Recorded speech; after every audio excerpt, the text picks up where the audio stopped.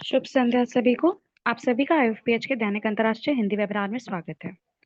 हमारे आज के मेहमान और वक्ता हैं डॉक्टर दीपक प्रसाद सिंह। डॉक्टर दीपक एक होम्योपैथिक चिकित्सक हैं। सर ने बीएचएमएस किया है और बाल रोग में एमडी किया है। उनके पास चिकित्सा विज्ञान में वर्षों का शिक्षण अनुभव है। वर्तमान में बिहार सरकार में चिकित्सा अधिकारी हैं। हम आपका स्वागत करते हैं sir. Over to you now. Good evening all of you. सबसे पहले आज रक्षाबंधन है। मेरी आवाज सब लोग जा रही है? Yes sir. ठीक। थोड़ा सा पीपीटी में थोड़ा सा लोड होने थोड़ा सा प्रॉब्लम हो रही है, तो लोड हो रही तो देख रहे हैं। सबसे पहले आज रक्षाबंधन है और आप सभी को रक्षाबंधन की बहुत बहुत बधाई हो। हम लोग का आज का जो मेन टॉपिक है वह है ब्रेस्ट डिजॉर्डर पे है, ब्रेस्ट ट्यूमर पे है, क्योंकि यह एक मोस्ट कॉमन डिजॉर्डर भी है फीमेल जेंडर में। तो आज इसी पे हम बात करने जा रहे हैं। टोटल में बात करेंगे इसका शुरू से लास्ट तक में, लास्ट में ट्रीटमेंट अभी चलेंगे हम लोग। तो सबसे पहले हम बात करते हैं कि ब्रेस्ट के बारे में सब लोग जानते हैं कि यह एक फीमेल का एक सेकेंडरी सेक्सुअल ऑर्गन या फिर एसेसरी सेक्सुअल ऑर्गन का पार्ट है ये, और जिसको हम लोग लैटिन वर्ड में मैस्टिया के नाम से जानते हैं। तो ये जो ब्रेस्ट होता है ना, ये स्किन में ग्लैंड होते हैं, स्वेट ग्लैंड, जिसको हम लोग एपोक्राइन स्वेट ग्लैंड बोलते हैं। उसी एपोक्राइन स्वेट ग्लैंड के मॉडिफिकेशन से यह बनता है। ये लगभग एक ब्रेस्ट में लगभग 16 से 20 एपोक्राइन स्वेट ग्लैंड मॉडिफाइड होते हैं, उसके बाद ही डेवलप होता है। ये बनते कैसे हैं इसके बारे में भी आप तो सब लोग जानते हैं इसके बारे में। आ गया। तो सबसे पहले डिफिनेशन वाला क्लास जी अच्छा चला ना, फुल स्क्रीन है ना जी। तो ठीक, बहुत अच्छा। तो हम प्रेजेंटेशन में बात कर रहे थे हम लोग, अब आ गया पीपीटी। तो वही बताया था कि सबसे फर्स्ट क्या बात हम लोग कर रहे थे, एक नॉर्मल बात हम कर रहे थे कि ब्रेस्ट को हम लोग मेस्टिया बोलते हैं, और ये क्या है ना, एपोक्राइन स्वेट ग्लैंड के बने होते हैं। और प्यूबर्टी के समय एक हार्मोन होता है, वो जो ओवरी से बनता है, जिसको हम लोग एस्ट्रोजन बोलते हैं। एस्ट्रोजन, वही एस्ट्रोजन हार्मोन इस एपोक्राइन स्वेट ग्लैंड पे को एक्टिवेट करके और वह लैक्टियल ग्लैंड में कन्वर्ट करता है। लैक्टियल ग्लैंड को बोलते हैं मिल्क ग्लैंड बोलते हैं। तो ये एक ब्रेस्ट में लगभग 16 से 20 एपोक्राइन स्वेट ग्लैंड स्टिमुलेट होते हैं, मॉडिफाइड होता है, जिसके बाद वहां पर वो ग्लैंड बनता है।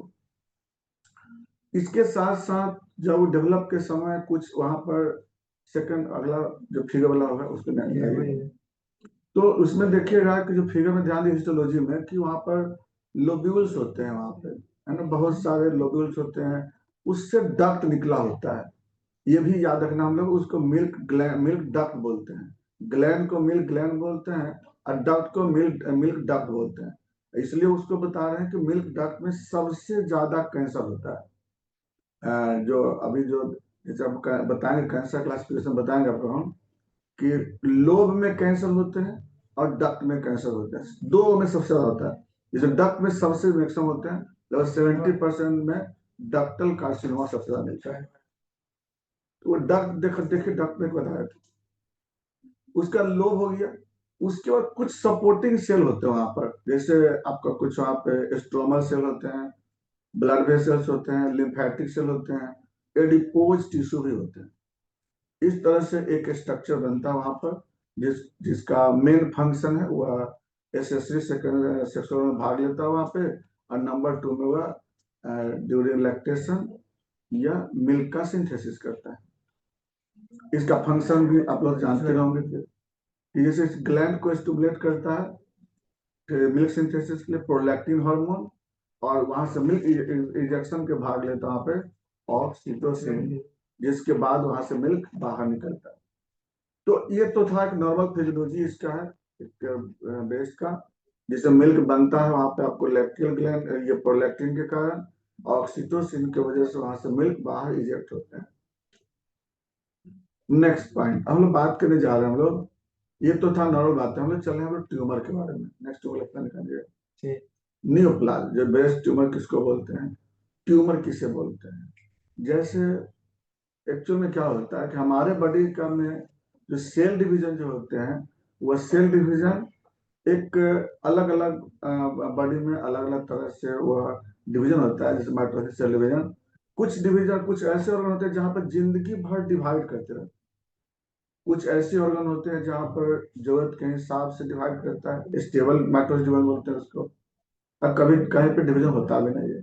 ब्रेस्ट में क्या होता है ना कि लाइफ टाइम जब तक मेनोपॉज का स्टेज आता है, उस समय तक इसे मॉडिफिकेशन प्रोलिफरेशन होते रहते हैं। तो अब क्या है ना कि जब हमारे बॉडी में विदाउट किसी काम का यानी पर्पसलेस, बिना काम का जो सेल डिवीजन होता है कहीं पे, वह सेल डिवीजन होकर एक मास लाइक स्ट्रक्चर बनाता है बॉडी में, जिसको हम लोग ट्यूमर या न्यूप्लाज्म के नाम से जानते हैं। तो ब्रेस्ट में भी क्या होता है कि ब्रेस्ट का जो सेल है उसमें अब नॉर्मल, विदाउट, बिना किसी काम का, अनकोऑर्डिनेटेड, यानी कुछ कोई कोऑर्डिनेशन भी नहीं रहता है, वहां पे सेल ग्रोथ करते हैं। किसी कारण से वहां पे माइटोसिस सेल डिवीजन ज्यादा हो जाता है, और उसी कंडीशन को हम लोग ब्रेस्ट ट्यूमर बोलते हैं। जो जरूरी नहीं है कि जितने भी ब्रेस्ट ट्यूमर होते हैं वह ब्रेस्ट में मास होते हैं वह सारे मास ट्यूमर ही होते हैं। कुछ ऐसे मास होते हैं जो ट्यूमर नहीं होते हैं, जैसे कभी कभी ब्रेस्ट में सीस्ट बन जाता है, कभी कभी ब्रेस्ट का कुछ सेल में हाइपरट्रोफी हो जाते हैं, तो उसको हम ट्यूमर नहीं बोलते हैं। ट्यूमर का मतलब ये होता है कि जहां पर एक्स्ट्रा सेल ग्रो करता है वहां पे, और सेल ग्रो करके मास लाइक स्ट्रक्चर बनते हैं। अब देखिए, ये जो ब्रेस्ट ट्यूमर जो होते हैं, ये दो वेराइटीज के होते हैं। पहले तो हम लोग चलते हैं उसका लोकेशन पे। ट्यूमर का मतलब तो समझ गए ना हम लोग। लोकेशन, लोकेशन है जो परसेंटेज वाला, लोकेशन। ब्रेस्ट में जो ट्यूमर होता है उसका 5 लोकेशन मोस्ट कॉमन दिया गया है। ऐसे तो होने को तो कहीं भी हो सकते हैं, उस लोकेशन पे तो हम लोग को ज्यादा ध्यान देना होगा। ये जो लोकेशन जो होता है जहां पर ट्यूमर डेवलप करते हैं, जहां पे सबसे ज्यादा ट्यूमर होने की चांस होती है, तो इस पूरे ब्रेस्ट में 5 एरिया हम उसे बनाए हैं। 5 एरिया, जिसमें एक एरिया बोलते हैं हम लोग लेटरल अपर क्वाड्रेंट। उसमें जो लेटरल अपर क्वाड्रेंट है उसमें सबसे ज्यादा ट्यूमर होता है। लेटरल अपर क्वाड्रेंट, चाहे वो राइट का हो या लेफ्ट का हो, दोनों में किसी भी साइड पर अगर वह लेटरल अपर क्वाड्रेंट का एरिया है तो वहां पर ट्यूमर बहुत होते हैं। लगभग 50% ट्यूमर होते हैं इस एरिया में जहां पे लोकेशन बना हुआ है लेटरल अपर क्वाड्रेंट। क्यों होते हैं वहां पे सबसे ज्यादा? क्योंकि वहां पे जो सेल होते हैं, ब्रेस्ट के सेल, उस पे एस्ट्रोजन रिसेप्टर प्रोटीन बहुत होते हैं। एस्ट्रोजन रिसेप्टर प्रोटीन और एपिडर्मल रिसेप्टर प्रोटीन, दोनों प्रोटीन बहुत ज्यादा अमाउंट में होता है उस सेल में, जिसके कारण अगर कोई भी अगर फैक्टर एक्सपोज करेगा अगर, तो सबसे ज्यादा वहीं पर ट्यूमर डेवलप करता है। और अगर उस लोकेशन पे अगर ट्यूमर है तो हम लोग को सतर्क ज्यादा होना चाहिए। नंबर 2, दूसरे नंबर पे आपका होता है मेडियल अपर क्वाड्रेंट। क्वाड्रेंट का मतलब होता है 4 भाग जो बोलते हैं, तो मेडियल अपर क्वाड्रेंट, वहां पर 15% ट्यूमर होने की चांस होती है। 15%, 15। क्यों वहां पे 15% होता है? तो वहां पे होता है रिसेप्टर्स, लेकिन तो इससे बहुत कम होता है। तो 15% जो होते हैं ना आपको मेडियल अपर क्वाड्रेंट में ट्यूमर होते हैं। नेक्स्ट, लेटरल लोअर क्वाड्रेंट, जहां पर 11% ट्यूमर होते हैं। वहां पे आपको फिगर में ध्यान देना होगा वहां पे कि उस एरिया में 11% ट्यूमर होता है वहां पे। और वहां पर इसलिए वहां पर थोड़ा लाइपोमा भी होने के चांस वहां पे ज्यादा होते हैं, एडिपोज टिश्यू वहां पे ज्यादा होते हैं। और प्लस जो प्रेशर है थोड़ा सा वहां पर एक्सपोजर के कारण, तो 11% ट्यूमर आपको मिलते हैं ब्रेस्ट में लेटरल लोअर क्वाड्रेंट। अब सबसे कम होता है मेडियल मेडियल लोअर क्वाड्रेंट, 4% होते हैं वहां पर, है 6% होते हैं वहां पर। कहाँ पे होते हैं? Medial lower quadrant. वहां पे सेल पे जो रिसेप्टर प्रोटीन जो होते हैं, एस्ट्रोजन रिसेप्टर प्रोटीन, उतना ज्यादा वहां पे नहीं होता। अच्छा, एक और लोकेशन जो सेकंड कॉमन है वो कहाँ पे है? सेंट्रल जोन बोलते हैं, जो बीच का जोन है सेंट्रल जोन, जहां पे 18% होता है, उसको बोलते हैं सेंट्रल जोन। तो टोटल हम लोग को टोटल 5 एरिया हुआ वहां पर। अच्छा, सेंट्रल जोन में क्यों होते हैं?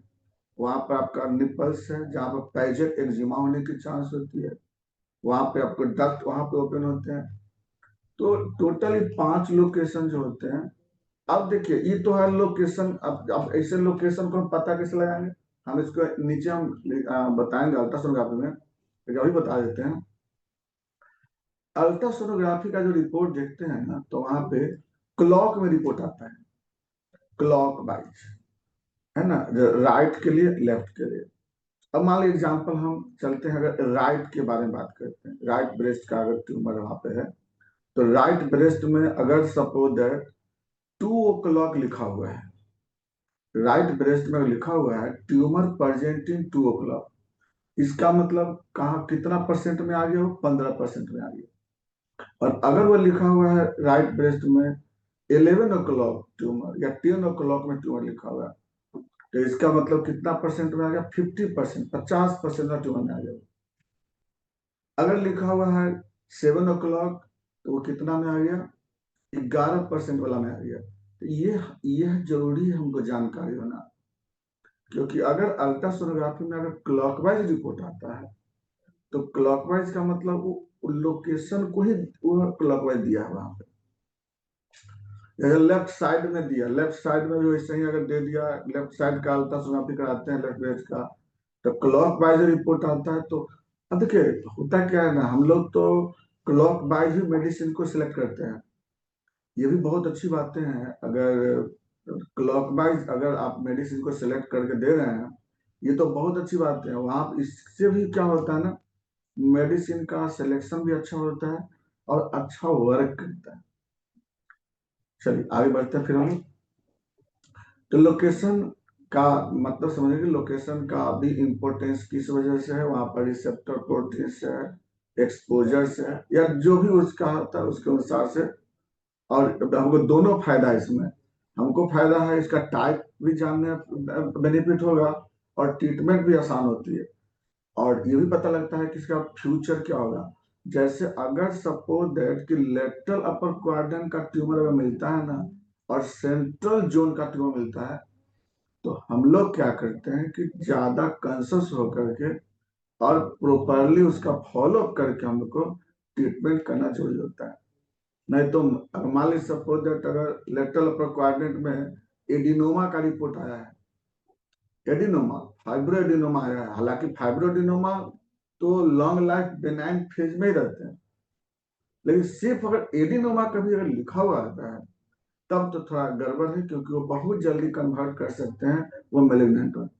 फाइब्रो एडिनोमा जल्दी कन्वर्ट नहीं करता, लेकिन सिर्फ एडिनोमा अगर लिखा हुआ आता है ना, तब वो कन्वर्ट जल्दी कर जाता है, और भी अगर लेटर पर क्वाड्रेंट के एरिया में अगर हो तो। इसीलिए हम लोग को थोड़ा सा यह लोकेशन को जानना हर क्षेत्र में जरूरी है। चलिए, ये तो हम लोग समझ गए कि कहाँ कहाँ पे होने की चांस होती है। अब हम लोग आते हैं टाइप ऑफ ट्यूमर। ये जो ट्यूमर होते हैं वो कितने वेराइटीज के होते हैं ब्रेस्ट में? एक तो होते हैं बेनाइन, एक होते हैं मेलिग्नेंट। देखिए, बेनाइन ट्यूमर किसको बोलते हैं? बेनाइन का मतलब होता है लेस डेंजर, और लेस डेंजर का, और प्लस वो लॉन्ग लाइफ उसी फेज में रह भी जाते हैं। बेनाइन ट्यूमर का मतलब होता है कि जहां पर सेल जो ग्रोथ करता है, वह सेल में मैच्योर सेल सब रहते हैं। ये चीज को हमें जानना जरूरी था उसमें। बेनाइन ट्यूमर में मैच्योर सेल होते हैं सारे के सारे, और दूसरा है कि वह एक एरिया में फिक्स रहते हैं, वो मूव कहीं दूसरे एरिया में वह मेटास्टेटिक होता भी नहीं है। तो बेनाइन ट्यूमर का मतलब होता है बेनाइन ट्यूमर जो कि मैच्योर सेल से बनते हैं, और वह मैच्योर सेल, बहुत सारे मैच्योर सेल वहां इकट्ठा होकर ट्यूमर डेवलप करता है वहां पर, और यह ट्यूमर लॉन्ग लाइफ रह जाता है, इससे ज्यादा प्रॉब्लम नहीं होता है पेशेंट को। कुछ कुछ सिम्टम मिलता है, इसमें बताएंगे आपको हम, लेकिन लॉन्ग लाइफ रह जाते हैं। तो ये एक ट्यूमर होता है बेनाइन ट्यूमर। इसका कुछ वेराइटीज होता है, जैसे एक मिलेंगे एडिनोफाइब्रोमा। एडिनोफाइब्रोमा जिसमें कि जो लैक्टियल सेल जो होते हैं, लैक्टियल ग्लैंड के साथ फाइब्रस टिश्यू ग्रो करते हैं वहां पे, लैक्टियल सेल के साथ। तो ये आपको हो गया फाइब्रो एडिनोमा। जो इस तरह का जो अगर ट्यूमर होता है, यह लॉन्ग लाइफ रह जाते हैं। बहुत रेयर केस में क्या होता है ना कि यह मेलनेट में कन्वर्ट होता है, अदरवाइज इसमें ज्यादा प्रॉब्लम नहीं होता पेशेंट। हाँ, कुछ कुछ केस में आपको प्रॉब्लम आ सकते हैं इसमें। Number two, ductus papilloma. ये तो थोड़ा सा डेंजर होता है, बेनाइनो ट्यूमर है तब भी ये ठीक नहीं है। बेनाइन ट्यूमर में भले ही है, लेकिन यह कुछ दिन में ये जो होते हैं ना, ये मेलिनेट में कन्वर्ट होने की चांस खूब होती है। डक्टस पेपिलोमा का मतलब होता है जो मिल्क डक्ट, जो हम फोटो बताए थे ऊपर में, उस मिल्क डक्ट में ही ग्रोथ हो जाता है, जिसको डक्टस पेपिलोमा बोलते हैं। यह भी आपका बेनाइन ट्यूमर का ही टाइप्स है। तीसरा वेराइटी होता है लाइपोमा। एडिपोज टिश्यू जो होते हैं वहां पे, उस एडिपोज टिश्यू में ग्रोथ हो जाता है, मतलब ज्यादा ग्रोथ होता है, इसको लाइपोमा बोलते हैं। और लाइपोमा आपको ज्यादातर जो है ना, आपको मेडियल क्वाड्रेंट में मिलते हैं या फिर लोअर मेडियल क्वाड्रेंट में मिलते हैं, ज्यादा चांस आपको होता है। तो ये हो गया आपको लाइपोमा। और लास्ट में आते हैं आपको फिर फाइब्रोमा या एडिनोफाइब्रोमा बोलते हैं। ये भी आपको होते हैं ट्यूमर, ब्रेस्ट में डेवलप होते हैं।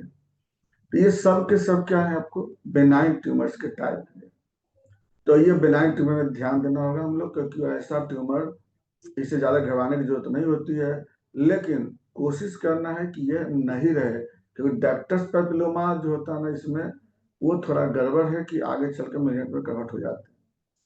अब आते हैं number two, malignant breast tumour, जिसको हम लोग ब्रेस्ट कैंसर बोलते हैं।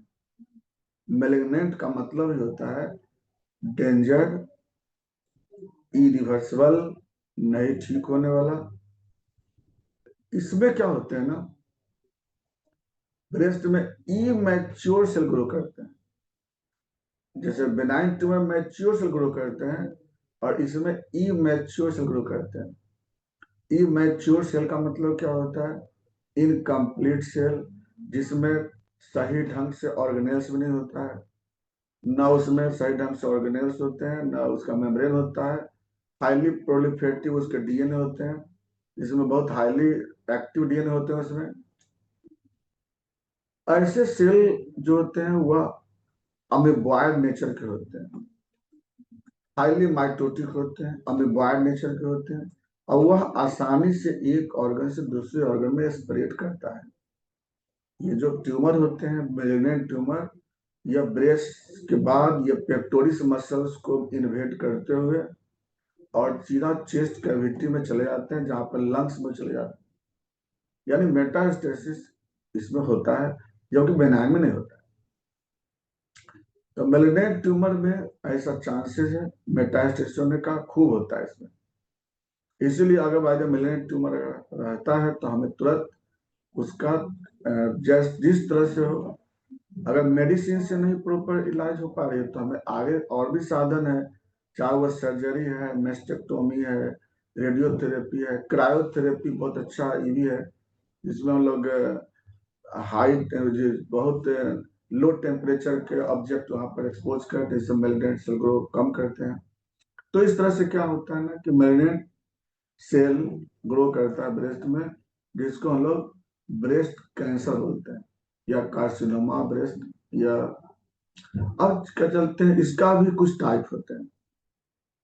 कार्सिनोमा ब्रेस्ट में जैसे सबसे मोस्ट कॉमन टाइप जो देखेंगे, अभी उसमें परसेंटेज का से मेंशन नहीं होगा, सबसे मोस्ट कॉमन टाइप होते हैं डक्टस कार्सिनोमा, है ductus carcinoma, invasive doctor carcinoma बोलते हैं। डक्ट में कार्सिनोमा होता है, सबसे ज्यादा कैंसर इसी में होता है, जिसमें डक्ट में इमेच्योर सेल ग्रो करते हैं बहुत ज्यादा, और वह कैंसर फॉर्म ले लेता है। नंबर 2 में आते हैं आपको, जिसको बोलते हैं लोग एडिनो कार्सिनोमा, या उसको बोलते हैं लोबुलर कार्सिनोमा। ये ग्लैंड में होता है। सेकंड ट्यूमर जो होता है मिल्क ग्लैंड में हो जाता है, adeno carcinoma, breast adeno carcinoma बोलते हैं, यानी इसको लोबुलर कार्सिनोमा बोलते हैं, यानी मिल्क ग्लैंड में, मिल्क लोब में ये कैंसर हो जाता है। ये भी कैंसर बहुत, मतलब सेकंड कॉमन टाइप में कैंसर होते हैं ये। तीसरे नंबर पे आपको मिलेंगे पैजेट डिजीज, पैजेट एक्जिमा के नाम से जानते हैं। एक पैजेट डिजीज तो बोन में भी होता है, लेकिन यहाँ पे पैजेट एक्जिमा बोलते हैं, यहाँ पे डिजीज नहीं बोलते हैं। वहां जो बोलते हैं उसको पैजेट डिजीज बोलते हैं, जहाँ बोन में होता है, वो एक जेनेटिक डिजीज होता है, उसके बारे में जिक्र नहीं करें यहाँ पे।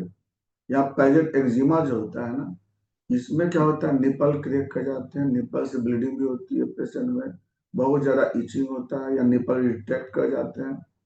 ये आपको पैजेट एक्जिमा कहलाता है। ये कभी कभी जो होता है फैलोट करके आता है कैंसर, या उसको हम लोग बोलते हैं मेडुलरी कार्सिनोमा बोलते हैं। ये बहुत रेयर होते हैं, बहुत कम होते हैं, मेडुलरी कार्सिनोमा, फैलोट कार्सिनोमा बोलते हैं उसको। तो इस तरह से ये 4 वेराइटीज के कैंसर जो होते हैं ब्रेस्ट में होते हैं। डक्टर्स कार्सिनोमा तो मोस्ट कॉमन टाइप्स होते हैं। चलिए अब हम लोग बात करते हैं, ये तो देख लिए। अब नेक्स्ट पॉइंट आते हैं हम लोग कुछ कॉज पे।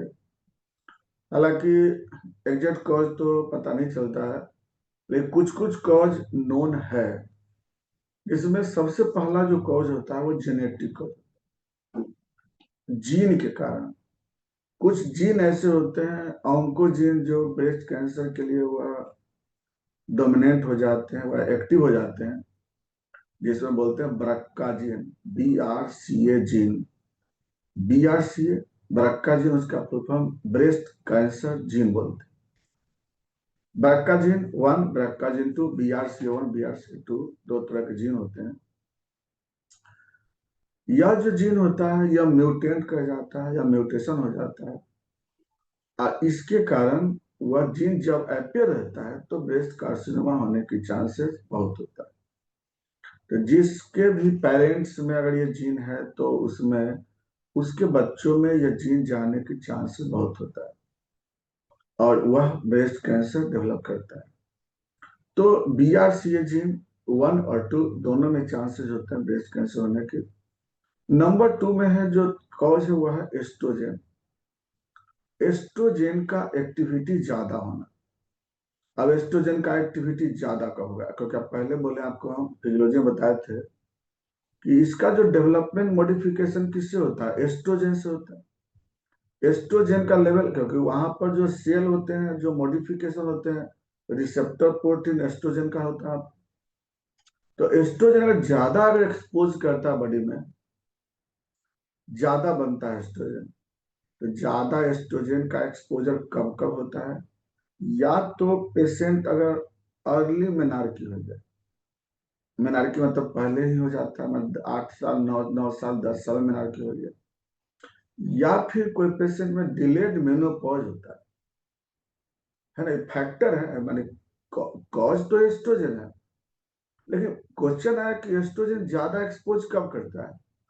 तो ज्यादा लंबा ड्यूरेशन अगर साइकिल का हुआ, ओवेरियन साइकिल का, तो ज्यादा लंबा ड्यूरेशन, और जितना ज्यादा ड्यूरेशन होगा, जितना बार बार बार एस्ट्रोजन का फ्लक्चुएशन होता है, फ्लक्चुएशन ज्यादा होता है, तो उस केस में क्या होता है कि एस्ट्रोजन अगर बॉडी में ज्यादा बनता है या बढ़ जाता है, तो वहां पर भी ट्यूमर होने के चांस होते हैं।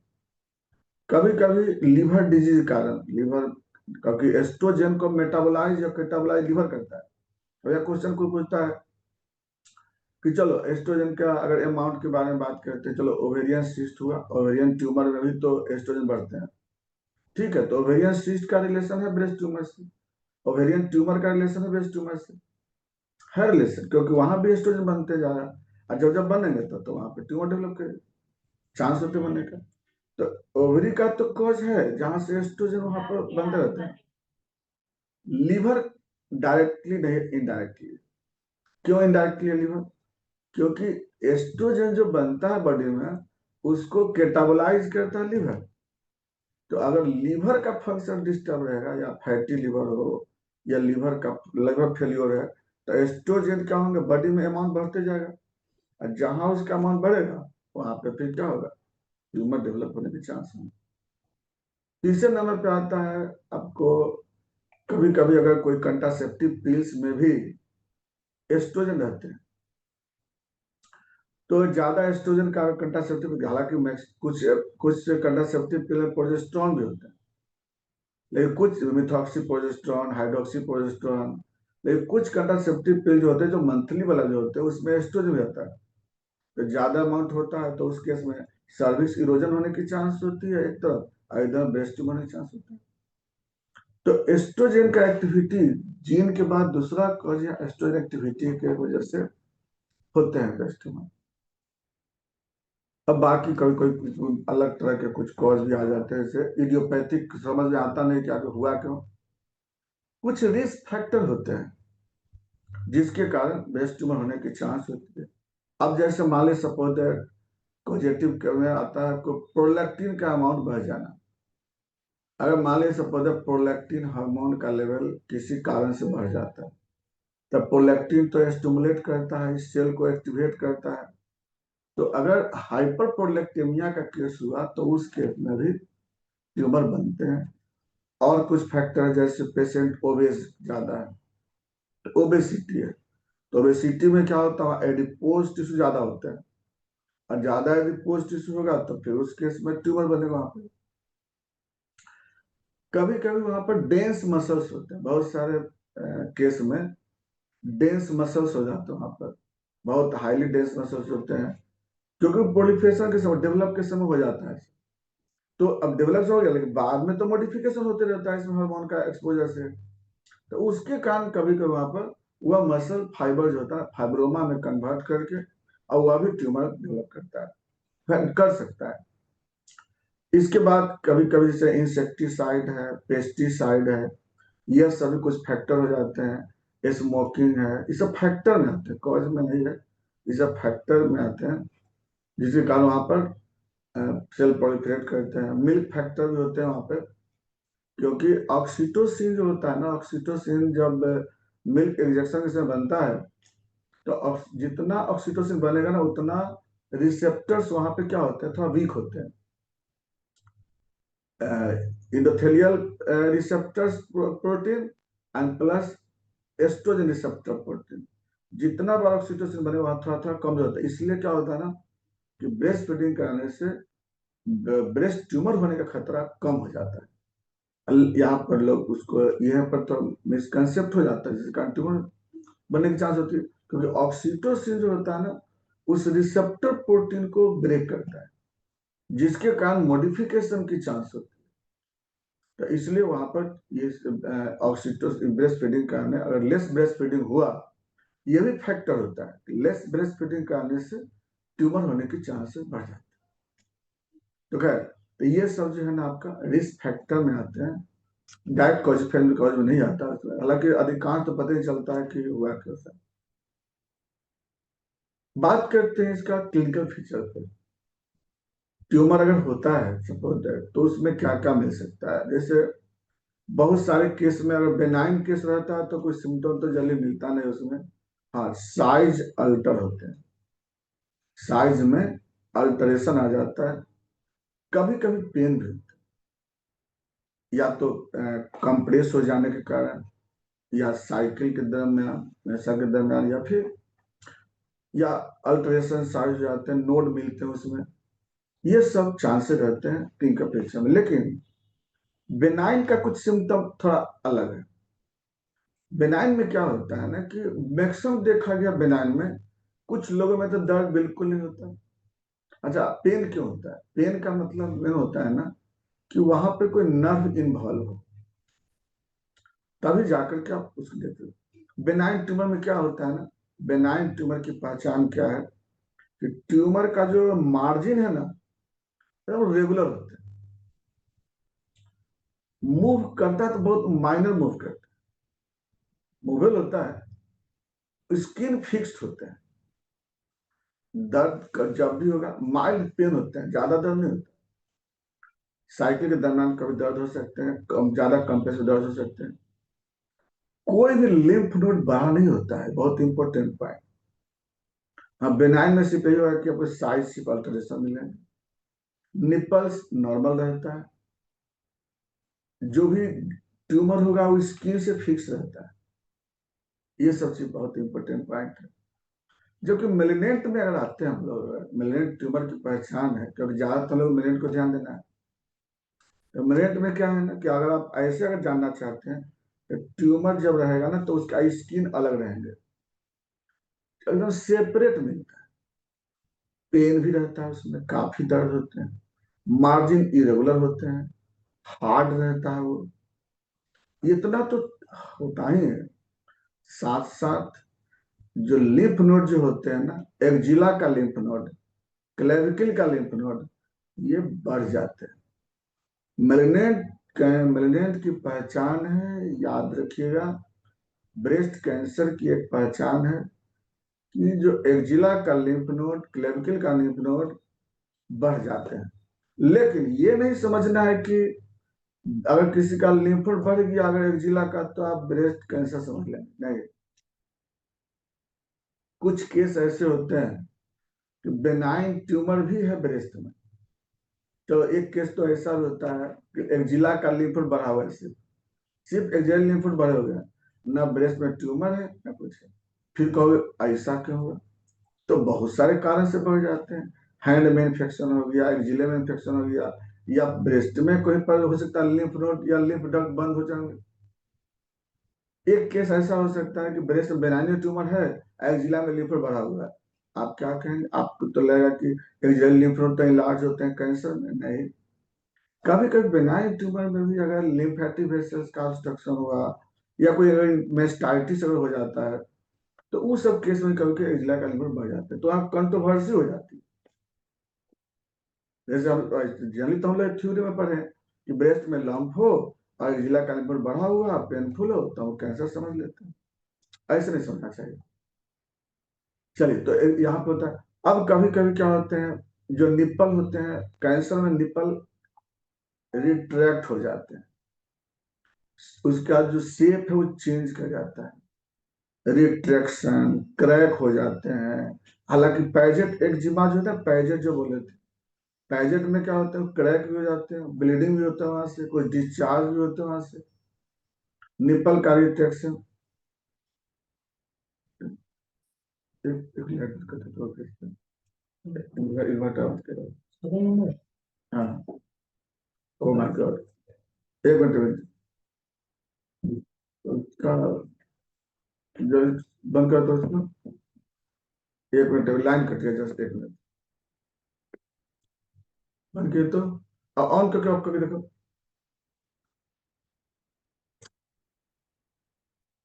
तब तक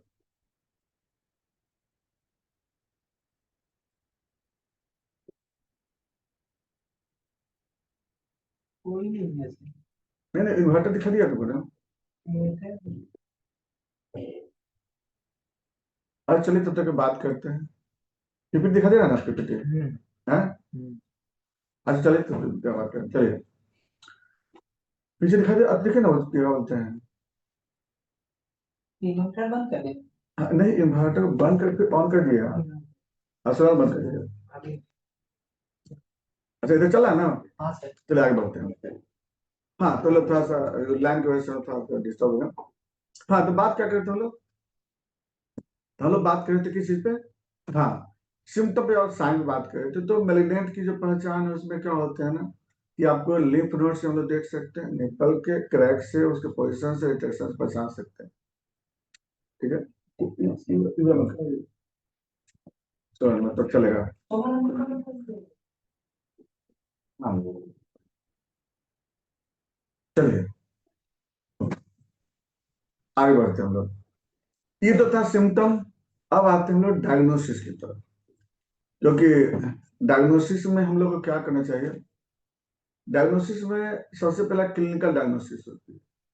क्लिनिकल डायग्नोसिस में जैसे आप पेशेंट को डायरेक्ट एग्जामिनेशन करके, देखो इसमें एक बहुत बड़ी बात होती है कि मरीज चाहे तो अपने से एग्जामिनेशन कर सकता है, ऐनक के सामने खड़ा होकर के, हाथ को ऊपर मूव करा करके, हाथ को बैक मूव करा करके, नीचे मूव करा करके। अगर बाय द वे मसल में खिंचाव हो रहा हो या स्किन में खिंचाव हो रहा हो तो यहाँ पर ट्यूमर के हम लोग कैटेगरी को जान सकते हैं इसमें। तो लेकिन इससे बहुत बड़ा कंफर्म नहीं होता है, ना कोई डॉक्टर बहुत ज्यादा वहां पे इसके बारे में जान पाता है, न कर पाता है। सबसे पहला जो हमें डायग्नोसिस के लिए हमें सबसे पहले क्या करना चाहिए, सबसे पहला स्टेप होता है जब पेशेंट को हम देखते हैं, अगर कोई फीमेल डॉक्टर एग्जाम करती है उसको एग्जामिनेशन करती है, तो सबसे पहले हम लोग अल्ट्रासोनोग्राफी करते हैं, सबसे फर्स्ट बताते हैं। यूएसजी ऑफ मेमोरी ग्लैंड लिखते हैं, राइट या लेफ्ट, लेकिन आजकल लोग बोथ लिख देते हैं। USG of both memory gland या बोथ ब्रेस्ट लिख देते हैं। तो उसमें क्या होता है ना कि आपको एग्जैक्ट लोकेशन, उसका साइज, नंबर कहाँ पे है वो सब दे देगा आपको, है ना। किस लोकेशन पे है, कितना, कितने कितने साइज के हैं, कितने नंबर के हैं वहाँ पे, ये डेटा, इससे बहुत बड़ा बेनिफिट मिलता है। पहले बार बताए थे जब हम शुरू में पढ़ा रहे थे तो बताए थे आपको हम। तो अल्ट्रासोनोग्राफी पहला आपका इन्वेस्टिगेशन है। यूएसजी ऑफ ब्रेस्ट, भी बोथ ब्रेस्ट लिख सकते हैं या बोथ नॉर्मल लिख सकते हैं। तो चलिए, ये पहला मेरा डायग्नोसिस था, इसमें आपको लोकेशन भी दे दिया। अब आते हैं नंबर 2। सेकेंड नंबर पे क्या करना हमको, सेकेंड नंबर पे एफएनएसी कराते हैं। एफएनएसी एक निडल पंक्चर करके वहां से कुछ टिश्यू कलेक्ट करते हैं सेल को, और उसका हम लोग साइटोलॉजिकल जांच करा के पता लगाते हैं। एफएनएसी देखिए, फर्स्ट स्टेप है अल्ट्रासोनोग्राफी, दूसरा स्टेप है एफएनएसी। एफएनएसी से पता लग जाता है मेरा ट्यूमर के बारे में, किस टाइप के ट्यूमर होते हैं वहां पे। लेकिन इसके बाद सेकंड जो हमें अगला जो जांच होता है वह होता है मेरा बायोप्सी। लेकिन कुछ डॉक्टर क्या है ना कि एफएनएसी के बाद मेमोग्राफी कराते हैं, कुछ डॉक्टर बायोप्सी के बाद मेमोग्राफी कराते हैं। लेकिन जहां तक सही क्या होना चाहिए कि एफएनएसी के बाद मेमोग्राफी करानी चाहिए, मेमोग्राफी। तो पहला हुआ अल्ट्रासोनोग्राफी, दूसरा हुआ एफएनएसी। एफएनएसी करने से बहुत ज्यादा, कोई अगर मेलिग्नेंट ट्यूमर होते हैं तो उसमें खतरा की चांस नहीं होती है, जबकि बायोप्सी के बाद खतरा का चांस बढ़ जाता है। तो यूएसजी, एफएनएसी, और तीसरे नंबर पर मेमोग्राफी। मेमोग्राफी क्या है ना, एक्सरे का जैसा टेक्निक है।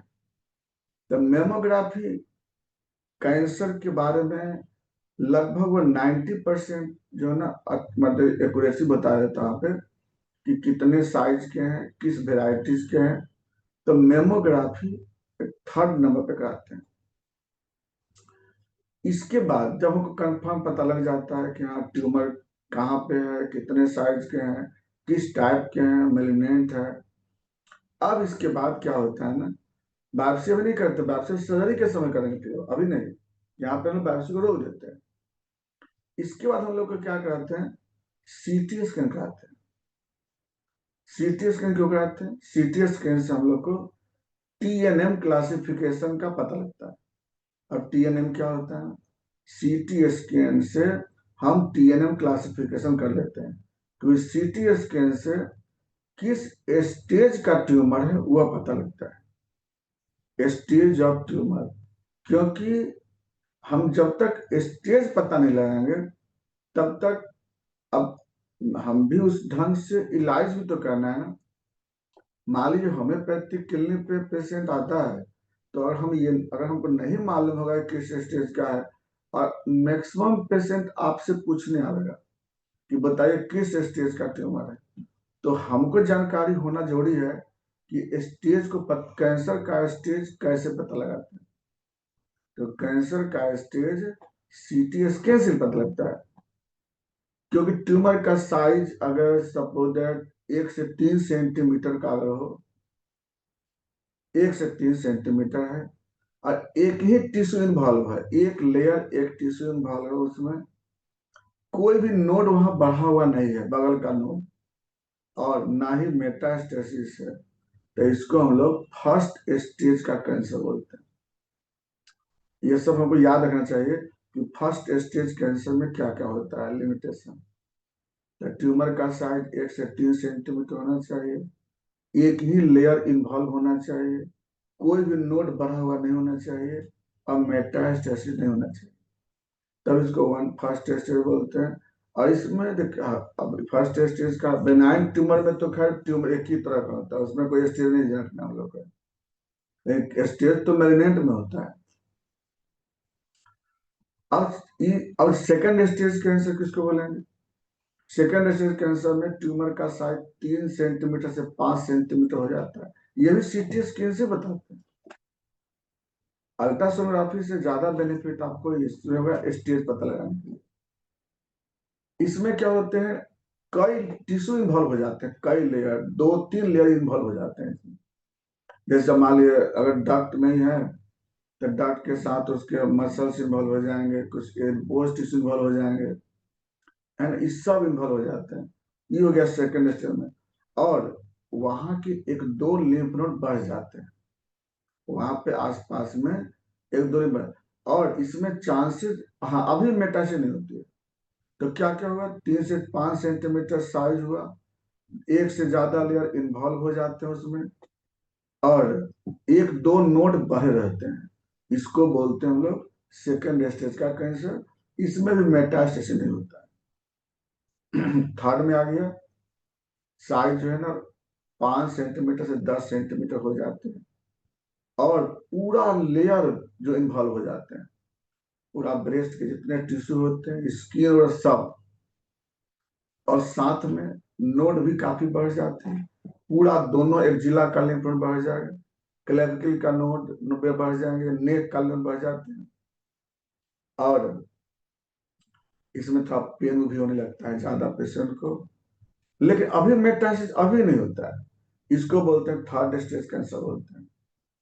और एक होता है फोर्थ स्टेज कैंसर, जिसमें नोड का जो साइज है ट्यूमर का 10 सेंटीमीटर से बड़े हो जाते हैं, मेटास्टेसिस हो जाता है, पूरे बॉडी का लिम्फ नोड हो सकता है बढ़ जाए, पूरा बॉडी में फैल भी जाता है।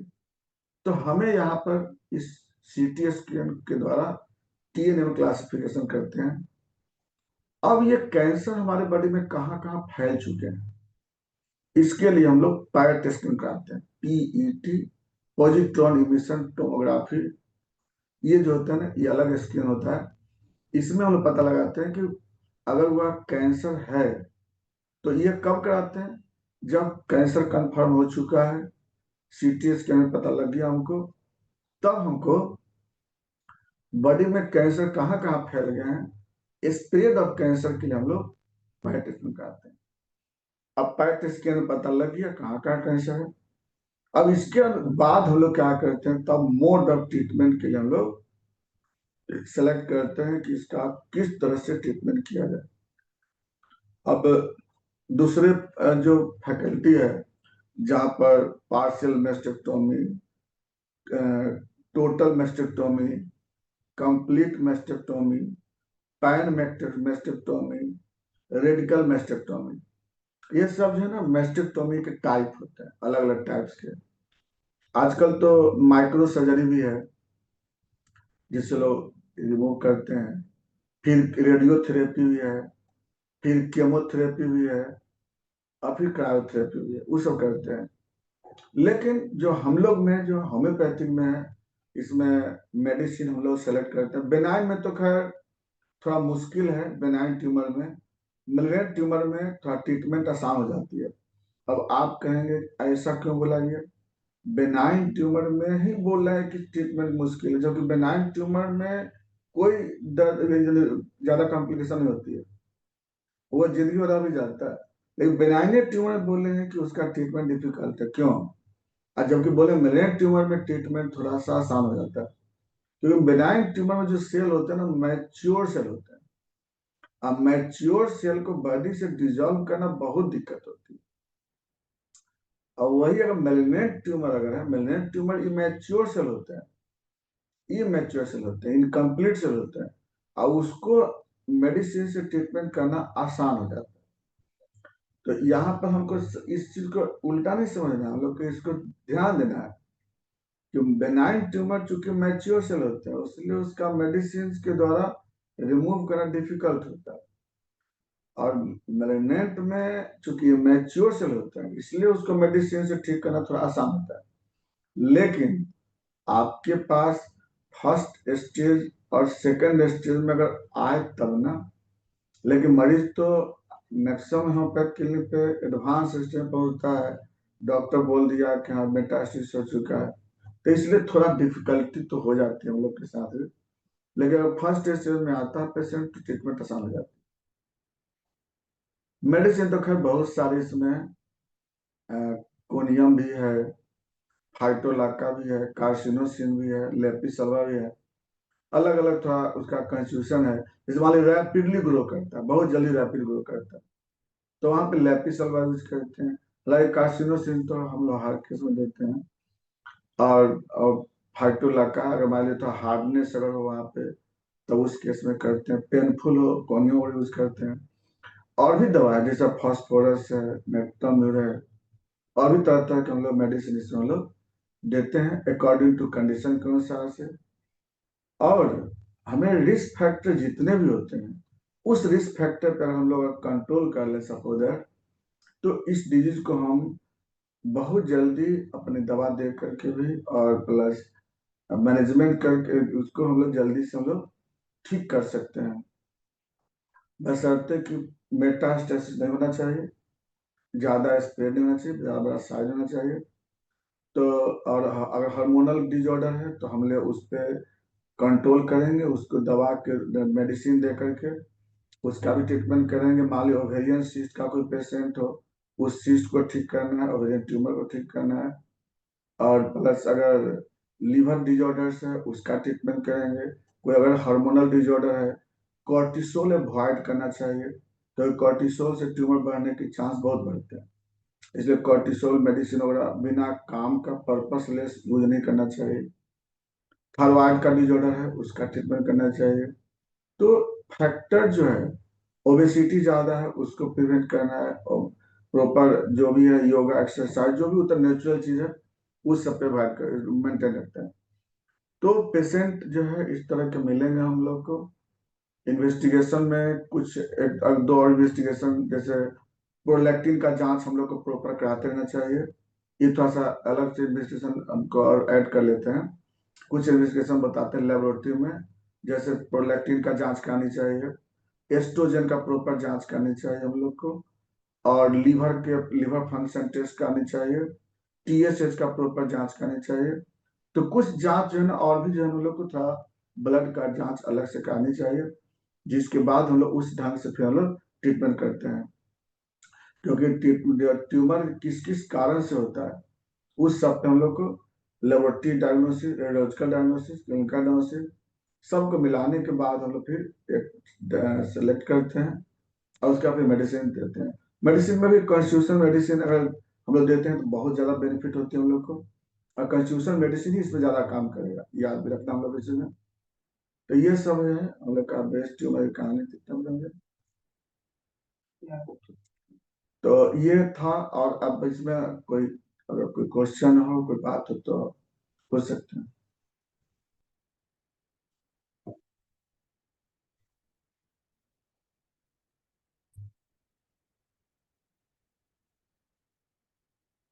डॉक्टर दीपक, आप अपना पीपीटी को अब हटा लीजिए। डॉक्टर दीपक, जी सर, जी सर। हाँ जी, पीपीटी को हटा लीजिए। आपका प्रेजेंटेशन आज का जो है, आपका कैंसर और ब्रेस्ट ट्यूमर के विषय में आपने बहुत ही अच्छा प्रेजेंटेशन दिया है। कोई सवाल तो नजर नहीं आ रहा है। आप किसी को कोई सवाल हो तो बोलिए, हम लोग के पास में 2-4 मिनट बचा है। डॉक्टर दीपक, डॉक्टर दीपक आपको आज आपको बेहद जानकारी दिया है, और इन्होंने दिया है। और आपको दीपक के विषय में, डॉक्टर दीपक के विषय में बताना चाहूँगा कि डॉक्टर दीपक होम्योपैथी में पढ़ने के लिए आए नहीं थे। ये होम्योपैथी कॉलेज में एक पैथोलॉजिस्ट के रूप में थे, लेकिन इनको होम्योपैथी के प्रति इतना गहरा लगाव हो गया कि इन्होंने होम्योपैथी का अध्ययन किया, BHMS किया, फिर MD किया, और उसके बाद में इस कॉलेज में GD मेमोरियल कॉलेज में ये व्याख्याता के रूप में भी रहे, और बाद में अब इनका सरकारी सेवा में चयन हो गया है, अब गवर्नमेंट के मेडिकल ऑफिसर के रूप में है। तो आज का प्रेजेंटेशन, और आप देखते होंगे कि डॉक्टर दीपक जब भी आते हैं तो एक नए और बहुत ही गूढ़ विषय को लेकर के हम लोग के सामने में प्रेजेंट करते हैं। ये बहुत ही महत्वपूर्ण है। मुझे कोई सवाल तो नजर नहीं आ रहा है दीपक जी। कोई सवाल तो नजर नहीं आ रहा है। किन्हीं को कोई सवाल हो तो कर सकते हैं, कुछ मिनट है हम लोग के पास में। वैसे कॉन्स्टिट्यूशनल ट्रीटमेंट, और आज जो इन्होंने कहा, आ, इन्होंने जो कहा कि बेनाइन ट्यूमर को और मैलिग्नेंट को, तो बेनाइन ट्यूमर को लोग जनरली लोग कहते थे कि होम्योपैथी में बहुत जल्दी आसानी से होता है, लेकिन आज उन्होंने नया दृष्टिकोण जो दिया कि बेनाइन ट्यूमर जो है सो थोड़ा सा डिफिकल्ट होता है। ये भी मैं भी देखता हूँ क्लिनिकली, लेकिन हाँ, ऐसा नहीं कह सकते कि ट्रीटमेंट नहीं होता है, उसका बेनाइन ट्यूमर का भी ट्रीटमेंट होता है। और मैलिग्नेंसी का तो बहुत ही प्रॉब्लम होता है, लेकिन मैलिग्नेंसी थोड़ा सा जो सिम्टोमेटिक चलेंगे, धैर्यपूर्वक चलेंगे, तो बहुत बढ़िया इसका ट्रीटमेंट हो सकता है। और किन्हीं को कुछ पूछना हो? एनीवन? हम लोग का समय अभी 4 मिनट है। कोई कहना चाहते हैं कुछ? सर चैट बॉक्स में है, डॉक्टर अभी शर्मा पूछ रहे हैं सर। हाँ, डॉक्टर अभी शर्मा जी, आप तो को होस्ट है, आप पूछ सकते हैं। Good evening sir. Good evening. Good evening doctor Deepak sir, बहुत समय बाद आपको देख रहा हूँ। सर मैं यही पूछना चाह रहा था, बीइंग अ होम्योपैथिक डॉक्टर, कि अगर हमारे पास कई बार पेशेंट्स आते हैं जो मस्टेक्टमी के बाद आते हैं, तो मस्टेक्टमी के बाद में एक साइकोलॉजिकल स्ट्रेस के लिए भी होम्योपैथिक अपना, when we are talking about, हम फीमेल पेशेंट की अगर बात कर रहे हैं तो उसको हम किस तरीके से डील करें? क्योंकि मेरे पास में अभी एक रिसेंटली एक माता जी आए तो उनका ये सवाल था, तो मैं अपना एक्सपर्ट से पूछना चाहता हूँ कि मेरे को उनमें क्या करना चाहिए। Thank you. देखिए, एक्चुअल में क्या है कि ये तो साइकोलॉजिकल अपसेट तो कोई पेशेंट पर्सन हो सकता है, क्योंकि उसके बॉडी का एक नॉर्मल ऑर्गन जिसके वजह से उसका कॉस्मेटिक उसका सही रहता है उसमें, और उसके लिए वह एक अच्छा ऑर्गन, मेन ऑर्गन रहता है। अगर वो ऑर्गन को रिमूव कर देते हैं तो वह साइकोलॉजिकल अपसेट हो जाता है, क्योंकि उसको ऐसा लगता है कि मेरा बॉडी अब बेकार हो चुका है, अब हम लगता है हम किसी काम के न हो, लोग हमें पसंद नहीं करें। इस तरह के माइंड में तरह तरह की बात उसके दिमाग में आता है, जिसके कारण वो साइकोलॉजिकल स्ट्रेस में आ जाती है, अपने इमोशन को दबाने लगती है, कभी कभी वह डिप्रेशन में भी चल जा सकती है। तो ऐसा होता है पोस्ट सर्जिकल डिप्रेशन या पोस्ट सर्जिकल साइकोसिस बोलते हैं। तो जब भी ऐसा कोई पेशेंट मिलता हो पोस्ट सर्जिकल डिप्रेशन का या पोस्ट सर्जिकल साइकोसिस का, तो हमको ये ध्यान देना है कि किस लेवल का उसका साइकोलॉजिकल चेंज हुआ है। अगर उसके अनुसार फिर हम लोग क्या करना चाहिए, उसको हमको समझाना है और दवा देना है, और उसको बोलना है कि ये मेडिसिन लीजिए और आपको इस ऑर्गन से कोई मतलब था नहीं, और आप ये, और उस ढंग से पेशेंट को हम लोग साइकोलॉजिकल ट्रीटमेंट करते हैं। और इसमें साइकोलॉजिकल ट्रीटमेंट की ज्यादा जरूरत है, सिंपैथी ज्यादा जरूरत है पेशेंट के साथ, कंसोलेशन बहुत जरूरत है, क्योंकि हम उस ऑर्गन को डेवलप तो नहीं कर सकते हैं। हाँ, अगर मान ली कहीं पैसा कोई खर्च करे तब फिर वो अलग चीज है कि हाँ प्लास्टिक सर्जरी करा लो, अलग चीज है, लेकिन जो ऑर्गन जैसा था वो तो डेवलप नहीं हो पाएगी। तो हमें वहां पर चाहिए कि पेशेंट को साइकोलॉजिकल ट्रीटमेंट करना है, और उसको जहां तक हो सके सिंपैथी और कंसोलेशन करना है। नहीं तो बहुत सारे पेशेंट को देखे हैं कि अगर कुछ दिन के बाद पोस्ट सर्जिकल साइकोसिस भी हो जाती है, तो हमें उसको बचाने के लिए हमको साइकोथेरेपी चलाना होगा, होम्योपैथिक बेसिस से चलाना होगा उसको। नेक्स्ट। हाँ, बहुत अच्छा आपने बताया। और साइकोथेरेपी का बहुत बड़ा रोल होता ही है। और मैं समझता हूँ कि अभी शर्मा जी के को जवाब मिल गया होगा। सो अब हम लोग का इसके साथ में आज का सेशन भी समाप्त होगा। डॉक्टर दीपक जी फिर आइए अगले बार एक नए सेशन के साथ में, और थैंक यू। तो फिर इसी तरह से अध्ययन करेंगे। और आज का इसके साथ में आज का यह सेशन समाप्त होता है। हम लोग हैंड ओवर करते हैं इंग्लिश सेशन के लिए, जहाँ आज होम्योपैथिक को क्या प्रॉब्लम, होम्योपैथिक प्रैक्टिशनर्स को क्या प्रॉब्लम हो सकता है, उसके लिए उस पर डिस्कशन चलेगा, पैनल डिस्कशन होगा। तो आइए हम लोग इसके साथ में डॉक्टर मनोज को ये सेशन को हैंड ओवर करते हैं। Now the session is handed over to doctor Manoj and this Hindi session is completed.